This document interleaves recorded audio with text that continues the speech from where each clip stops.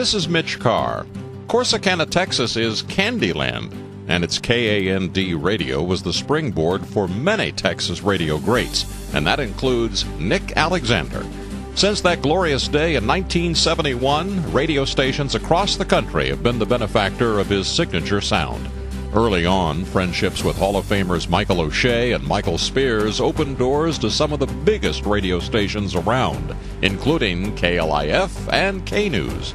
There were stops in Fort Worth at KXOL and back to Dallas at WFAA, and eventually uptown to Highland Park and the prestigious KVIL.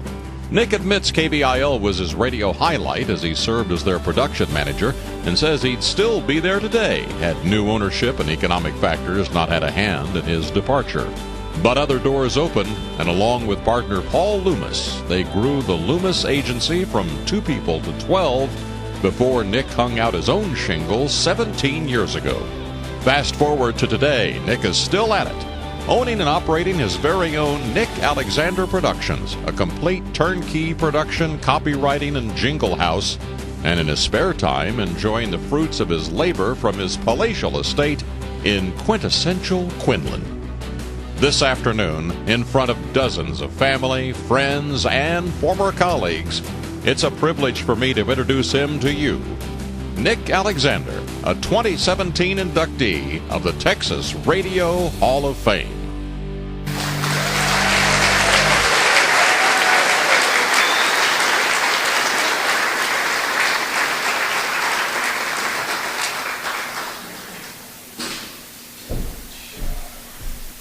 Did I ever really look like that?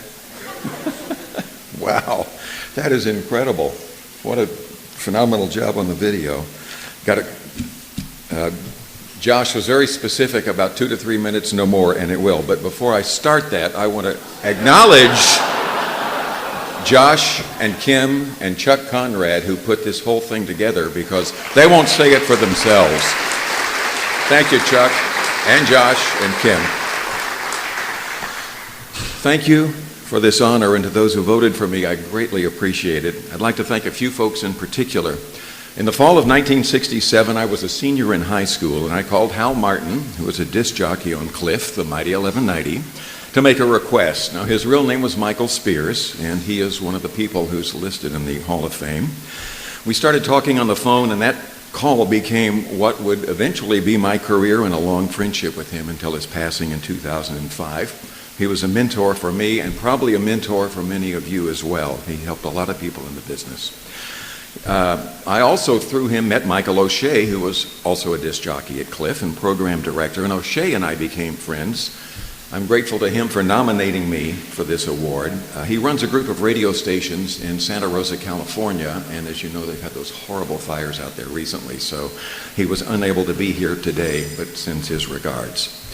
When I became interested in the business, Michael Spears recommended that I contact Richard Parker, the owner of KAND in Corsicana. Richard is here today, along with his wife Hester, sitting at this table right over here. He gave me my first job, and from that, I learned a lot. One thing I learned is that small market radio isn't the same as the big-time Cliff that I was used to listening to. I was working morning drive in Corsicana, and just as an effort to be funny, I would read the high school lunchroom menus each day, and one day in an effort to be funny, instead of saying coconut fruit compote, which was on the menu, I said coconut fruit compost.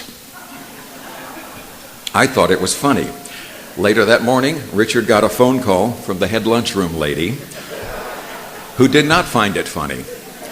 My punishment was to go to the high school and have lunch there that day and come back the next morning and report on the air how wonderful it was. I did that. Lesson learned about small market radio. You don't mess with the lunchroom ladies.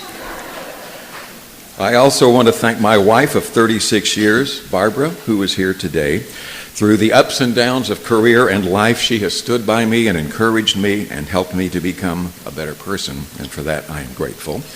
And finally, to my siblings who are also here today, my brother Michael and his wife Martha, my sisters Juliana and Lisa.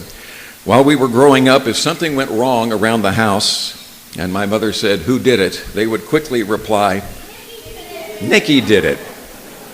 Well, I'm proud to say that now, all these many years later, the answer to the question is, which family member made it into the Texas Radio Hall of Fame? The answer is, Nikki did it. Thank you for this honor.